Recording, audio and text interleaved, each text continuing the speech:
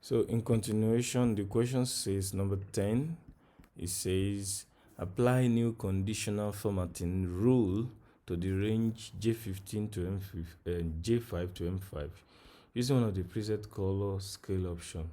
Choose one that makes sense for the higher context where high revenue is good. So it's simply saying that in J5 to M5, from here to here, we should use conditional formatting to where the value is higher. So it's as good as that. So when I click on it like that and then click on shift on my keyboard, so when I select this, so I've selected it together. So on this menu here, so I can easily just click on conditional formatting, then I can say new rule.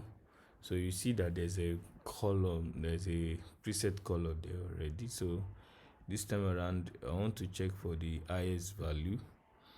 So for the highest value I want it to be maybe green.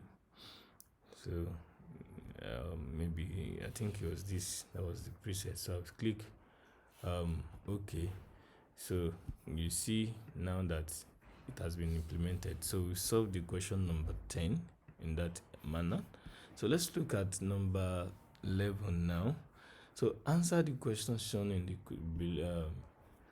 the space below using formula if and with and or. The first three are